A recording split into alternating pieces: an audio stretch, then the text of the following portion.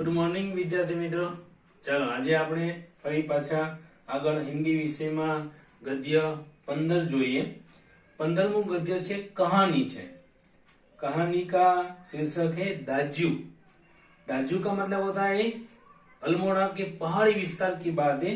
वहां पर दाजू को बड़ा भाई कहा जाता है. याद रखना है आपको, दाजू यानी बड़ा भाई. लेखक जी है शेखर जोशी है. उसमें दो पात्र हैं.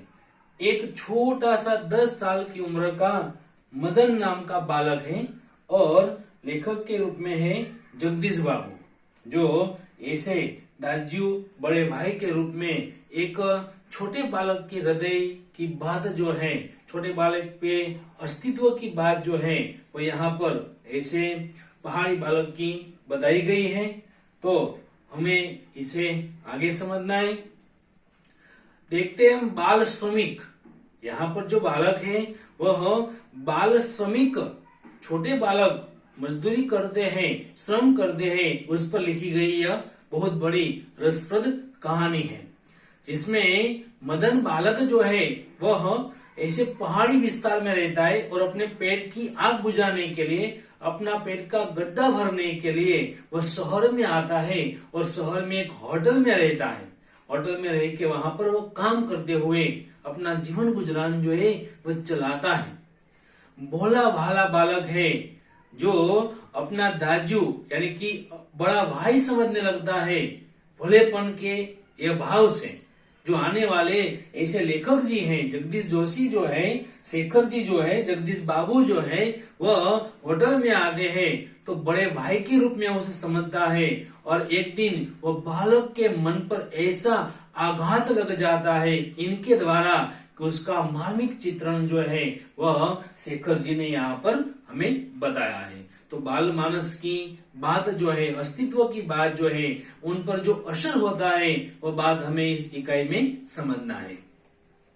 चौक से जब निकले, 4 रास्ते से निकलते हैं तो बड़ा एक साइन बोर्ड वाला ऐसे कैफे था, होटल था और उसमें जगदीश बाबू जो है पहली बार ऐसे होटल को देखा.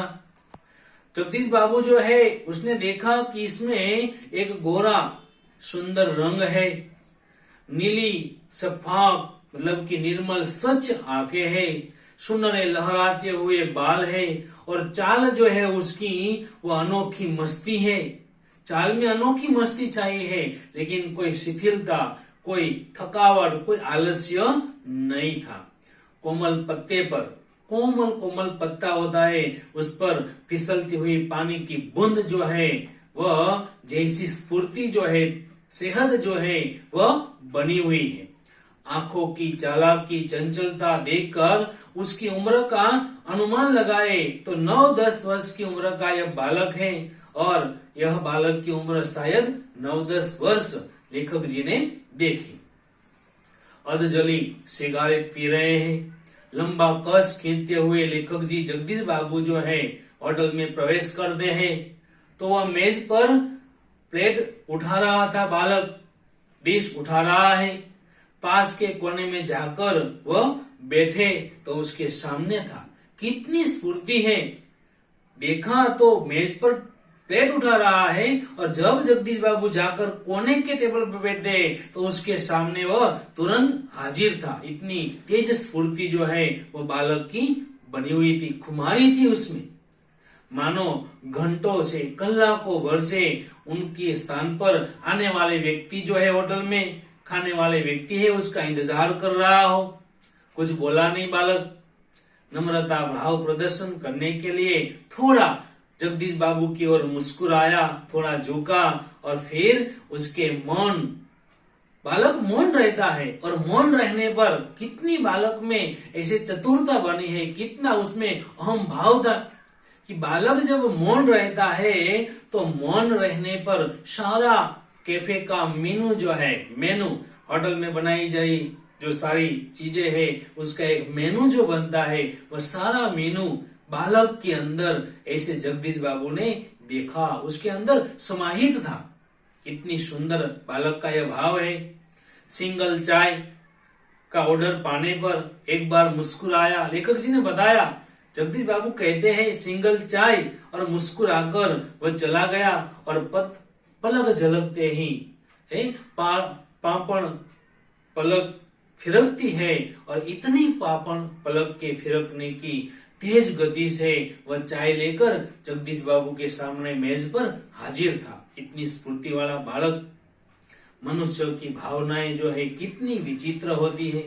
हम समझते हैं कि मनुष्य के अंदर कितने सारे भाव बने हैं, हृदय में कितने सारे भाव उमड़ते हैं। निर्जन कोई एकांत स्थान हो तो वहां निशंक कोई साथ नहीं है। कभी कभी आदमी एकाकीपन अकेलापन महसूस करता है और लगता है ऐसे समय पर कुछ निकट है, कुछ अपना है। परंतु कभी कभी सैकड़ों नर नारी, सैकड़ों असंख्य लोग जो है अनगिनत लोगों के बीच कोलाहलमय वातावरण में रहते हैं, फिर भी सुनेपन की अनुभूति होती है। ऐसा भी हम भी अपने जीवन में ऐसा करते हैं। अकेले है फिर भी अकेले नहीं ऐसा एहसास करते हैं। और कितना सारा कोलाहल लोगों का बना हुआ है, फिर भी हम सुनापन सा छा जाता है, ऐसा महसूस करते हैं। जो कुछ पराया है वो कितना अपनत्वहीन। यहाँ सब कुछ बालक के लिए पराया बना हुआ था, लेकिन अपने से पर नहीं है, अपनों के नजदीक है, अपने के पास सब कुछ है। यह अकारण नहीं था, लेकिन एकाकीपन, अकेला है बालक यहाँ पर होटल में, अपने पेट की आग बुझाने के लिए आया हुआ है पहाड़ी अल्मोड़ा के इलाके से। अलगाव से जड़ी हुई यह एकाकीपन की अनुभूति है। बिछुड़ा हुआ है, विरक्ति की, किसी की कथा के मूल से जुड़ी हुई बात कि छोटा बालक अकेला होकर भी कैसे एहसास करता है, वो हमें आगे समझना है। जगदीश बाबू जो आए होटल में, दूर से आए हैं, अकेले हैं, चाय चौक की चहल पहल जो है, चार रास्ते की, वह शोरगुल से उन्हें लगा कि सब कुछ अपनत्व से हीन है, सब कुछ अपने से बाहर है। कुछ दिनों रहे वहां पर तो वहां के अभ्यासी हो गए और वातावरण जो वहां पर है उनका भी अनुभूति उससे होने लगी। और आज तो ऐसा एहसास जगदीश बाबू कर रहे हैं कि अपनेपन की सीमा से दूर, कितना दूर है। और अनायास ही उसे याद आया कि अपने गांव के वह पड़ोसी, वह गांव के आदमी, गांव के स्कूल, पाठशाला जो है, कॉलेज है, उनके छोकरे हैं, अपने शहर के वो कैफे, होटल, सब कुछ जो है वह ऐसे मेज पर बैठे हुए जगदीश बाबू को स्मृति होता है, याद आता है। अकेले आए हुए, लेकिन फिर भी अकेलेपन की महसूस करने की बात जो है उसने ऐसे स्मृति के रूप में याद करना चाहा। और फिर चाय साहब सामने है बालक मदन, छोटा बालक। चाय साहब बोला। जगदीश बाबू ने राखदानी जो है उसमें सिगारेट पी रहे थे, वह झाड़ी और फिर लगा उसे कि उसकी ध्वनि आवाज जो है उसने कितनी रिक्तता, कितना नजदीकीपन अनुभव हो रहा है। चाहे साहब बोलने पर नजदीक का एहसास जो है, अपने तन का एहसास जो है जगदीश बाबू ने करना चाहा। और उसकी शंका जो है अब अकेले है, उस शंका का समाधान हो गया। और फिर बालक के प्रति अपनी आत्मीय भाव जो है उससे पूछना चाहा उसका नाम। बालक ने बताया, मदन है मेरा नाम। अच्छा नाम है तुम्हारा, कहाँ के रहने वाले हो? तो बालक ने कहा, पहाड़ी का हूँ बाबूजी।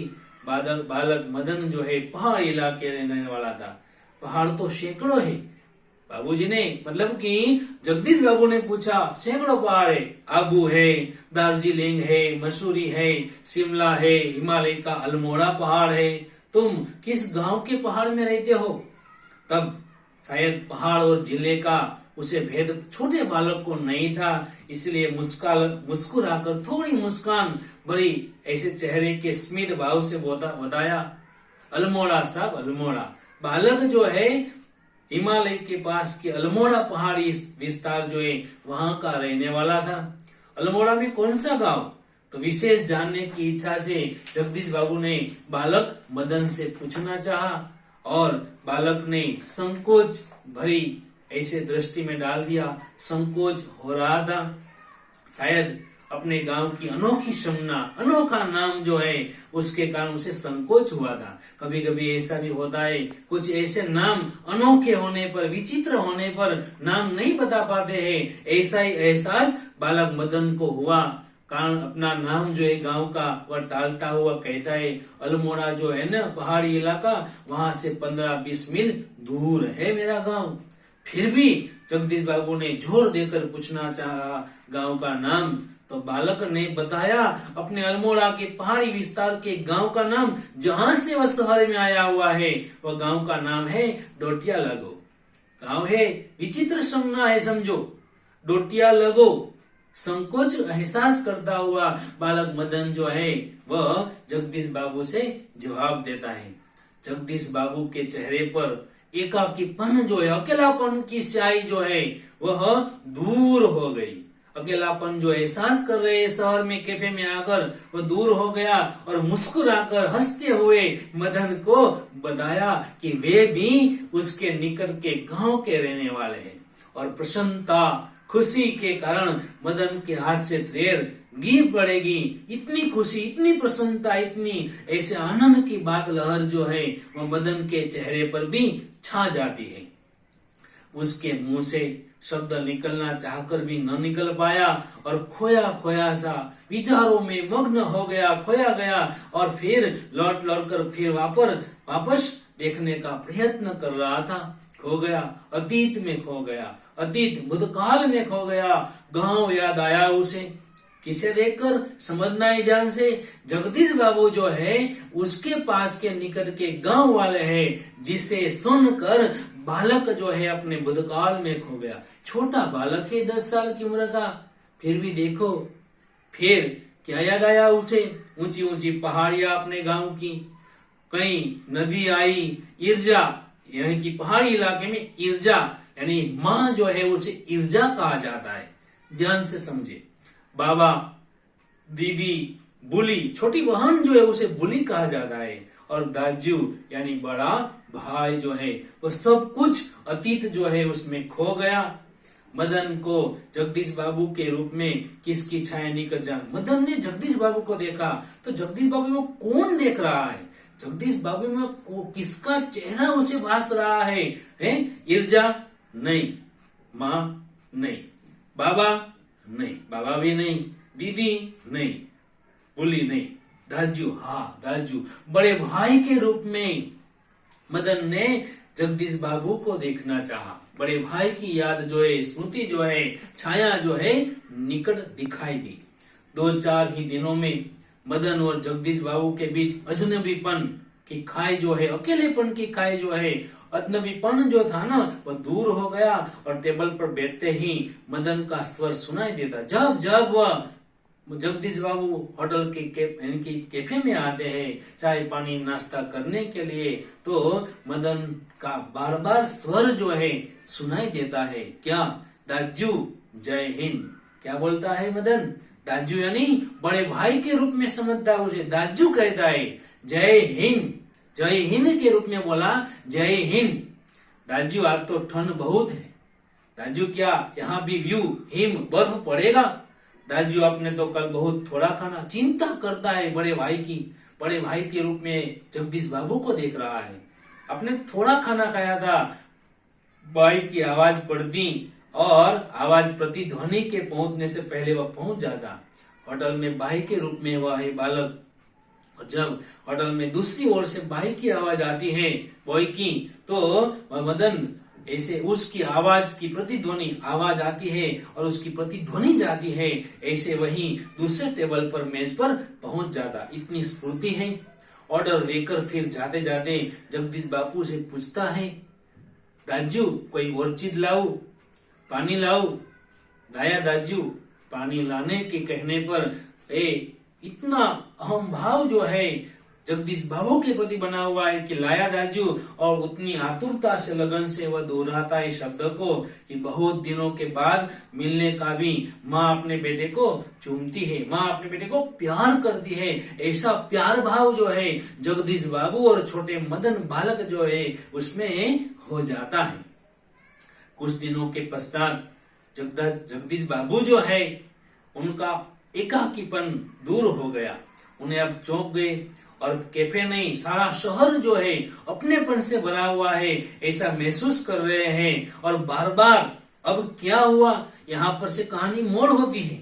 बार बार वह दाजू कहता है, वह बार बार मदन का जगदीश बाबू को दाजू कहलाना अब अच्छा नहीं लगता। और वह मदन था जो दूसरी टेबल से भी दाजू, अंदर कैफे में जाते हैं तो दाजू, क्या लाऊं दाजू, क्या पीना है दाजू, दाजू दाजू बार बार शब्द कहता है, जो ऐसे जगदीश बाबू को अच्छा नहीं लगा।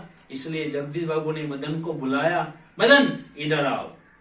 आया दाजू, तो भी दाजू, गया दाजू, है ऐसे आया दाजू। दाजू शब्दों की आवृत्ति या शब्द जो है उसके कारण जगदीश बाबू पर मध्यम वर्गीय संस्कार जाग उठते हैं और अपनत्व की पतली डोरी अहम की तेज धार के आगे न टिक सकी। जो संबंध बना, जो रिश्ता बना, जो प्रेम एक बालक और एक जगदीश बाबू के प्रति बना था, वह दाजू शब्द के कारण मानो टिक न पाया। दाजू बार बार कहने पर उसमें थोड़ी सी दरार जो है बन जाती है।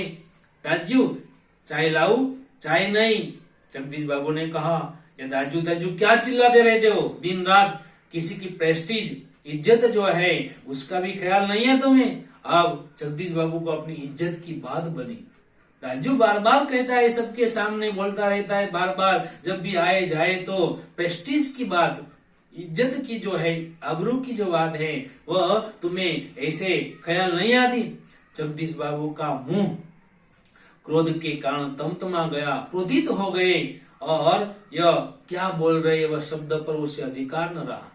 इतना शब्द गुस्से में ऐसे बेचारे बालक मदन को कहा। मदन प्रेस्टीज का अर्थ समझ सकेगा, छोटा बालक है, प्रेस्टीज यानी क्या उसे क्या पता, इज्जत की बात उसे ज्ञात नहीं होती, न समझ सके, फिर भी उसे ध्यान नहीं रहा और मदन बिना समझाए कुछ कहे बगैरी सब कुछ यह जगदीश बाबू की बात जो है वह शब्द जो है ना मानो समझ गया। अब कहानी मोड़ होती है, जगदीश बाबू के साथ का उसका संबंध जो है उसमें थोड़ा बदलाव आया। यह ऐसे गुस्सा क्रोध आया उसके कारण मदन को जगदीश बाबू के व्यवहार जो है उसे गहरी चोट लगी। कोई भी बच्चे को ऐसे कहा जाए तो उस पर असर तो होता ही है। हम समझते हैं, हम भी बच्चे होकर ऐसे कर रहे हैं, लेकिन नहीं करना चाहिए। वह बात भी हमें यहाँ एक छोटे बालक मदन जो है उससे समझना है। मैनेजर से सिर दर्द का बहाना बताया। क्या हुआ कि जगदीश बाबू के कारण गहरी चोट जो है वह मदन छोटे 10 साल की उम्र के बालक में हुई कि अपने जो मैनेजर साहब है उसे अपना सिर दर्द हो रहा है ऐसा बहाना बताया और घुटनों में सर देकर, 2 घुटनों के बीच अपना सर रखकर कोठरी में, ओरडी जो है कोठरी, उसमें सिसक किया। दुष्का बढ़ता बढ़ता है, धीरे धीरे सिसक किया, भर भर कर बेचारा बालक रोता रहा। फिर घर गांव से दूर ऐसी परिस्थिति है और मदन का जगदीश बाबू के प्रति आत्मीय प्रदर्शन स्वाभाविक नहीं था। इसी कारण आज प्रवासी जीवन में पहली बार उसे लगा किसी ने उसे ईर्जा की गोदी से, माँ की गोद से, बाबा की बाहों से और दीदी की आंचल की छाया से बलपूर्वक मानो खींच लिया हो, परंतु भावुकता स्थायी नहीं हो पाती। भावुक बनते हैं तो वह स्थिर नहीं हो पाती है। और रो लेने पर बालक मदन कोने में बैठकर शीर्षक क्या भर के रोया और रो लेने पर अंतर में घुमड़ती हुई वेदना जो है, दर्द जो है, दुख जो है ना, वह आंखों की राह, आंखों के दरवाजे से बाहर आकर ऐसे मनुष्य जो निश्चय करता है ना, वही भावुक क्षणों की अपेक्षा अधिक विवेकपूर्ण होता है और उनका गुस्सा, उनका क्रोध, जो घुमड़ती वेदना है, आंखों के द्वार से आंसुओं के रूप में बाहर निकल जाती है। फिर मदन फिर से होटल में, कैफे में पूर्ववत पहले की तरह काम करने में जुड़ गया। दूसरे दिन कैफे जाते हैं जगदीश बाबू, अचानक उसकी भेंट बचपन के अपने सहपाठी जो है, जगदीश बाबू के सहपाठी, साथ पढ़ने वाले मित्र है हेमंत से हो गई। तो कैफे में दोनों जाते हैं, हेमंत और जगदीश बाबू। थोड़े दिन के पश्चात जगदीश बाबू और हेमंत कैफे में गए। जगदीश बाबू ने मदन को बुलाया, परंतु उन्हें लगा जैसे वह उनसे दूर रहने का प्रयत्न कर रहा हो। बदलाव हो गया, मदन पर यह चोट आई पहले तो दाजू दाजू कह के सामने आ जाता था, लेकिन अब जगदीश बाबू बुलाते हैं तो भी दूर दूर रहता है, ऐसा एहसास कर रहे हैं, ऐसा देख रहे हैं। दूसरी बार बुलाने पर भी मदन आया, 2 बार बुलाना पड़ा, तब मदन जो है जगदीश बाबू के मेज के सामने आता है। आज उसके मुंह पर वो मुस्कान नहीं थी। कितनी क्रोध भरी बात जो है, प्रेस्टीज की बात जो है, उसे बालक पर असर हुआ। मुस्कान नहीं थी, चेहरे पर हंसी नहीं थी, और न उसने दाजू क्या लाऊ कहा। स्वयं जगदीश बाबू को कहना पड़ा 2 चाय और 2 आमलेट, परंतु तब भी लाया दाजू कहने के बजाय लाया साहब कहकर चला गया, मानो दोनों व्यक्ति अपरिचित हो। यह बदलाव ये बालक पर असर हुआ, गंभीर असर हुआ, उसके हृदय को बात छू गई और बालक में बदलाव आया।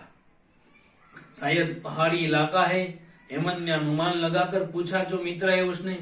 रूखा सूखा उत्तर दे दिया। जगदीश बाबू ने वार्तालाप का विषय बदल देता है। मदन चाय लेकर आता है। हेमंत ने पूछा तुम्हारा नाम क्या है लड़के? हेमंत ने अपना एहसान उपकार बढ़ाने की गरज से पूछता है। कुछ क्षणों के लिए टेबल पर गंभीर मौन छा जाता है। न जगदीश बाबू बोले, न मदन बोला, न हेमंत बोला। चुपकिरी थोड़े समय के लिए छा गई टेबल पर। जगदीश बाबू की आंखें चाय की प्याली जो बनी हुई है उस पर झुकी रह जाती है।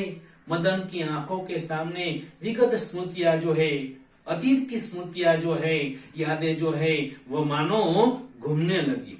जगदीश बाबू का एक दिन ऐसे ही नाम पूछना, जगदीश बाबू ने भी पहले नाम पूछा था। जब पहली बार कैफे में आए तो वह स्मृतियां उसमें घूमने लगती हैं।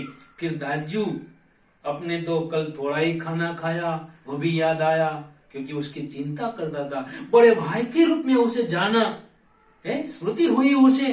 एक दिन किसी की प्रेस्टीज का ख्याल नहीं रहता तुम्हें, और गुस्से में आकर जब जगदीश बाबू ने कहा प्रेस्टीज की बात, तो वह भी बात ऐसे स्मृति होती है, घूमने लगी, विचार करने लगी, और टेबल पर नीरव शांति जो है, मौन जो है वह बन गया। जगदीश बाबू ने अंत में आंखें उठाकर मदन की ओर देखा और उन्हें लगा जैसे अभी वह ज्वालामुखी की तरह, अभी वह जोर से, अभी वह ऐसे ज्वालामुखी आग की तरह मानो फूट पड़ेगा, आग की तरह वह कुछ बोल देगा। हेमंत ने आग्रह के स्वर में दोहराया, क्या नाम है तुम्हारा? तो बालक मदन जो है उसने बताया, बोई कहते हैं साहब मुझे। क्या कहते हैं? जगदीश बाबू जो है उसके सामने न बोलकर हेमंत के पूछने पर जवाब दिया, बॉय, कैफे बॉय कहते हैं मुझे साहब। संक्षिप्त सा छोटा सा उत्तर देकर वो बालक जो है कुछ बोला नहीं और मुड़ गया।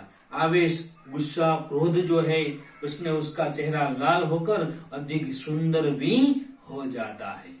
तो इस प्रकार से यह कहानी जो है छोटे बाल श्रमिक पर जो असर होता है, बालक को डांटने पर जो असर होता है, उनकी प्रेस्टीज की बात तो बनती है, लेकिन फिर उसका आत्मविश्वास जब टूटता है ना, तो बालक भी ऐसे रूठ जाता है। जो बात बालक श्रमिक, ऐसे मदन नाम का पहाड़ी इलाके का बालक जो है उसके द्वारा ऐसे जगदीश बाबू के रूप में रहे शेखर जोशी जो है उसने हमें समझाया है।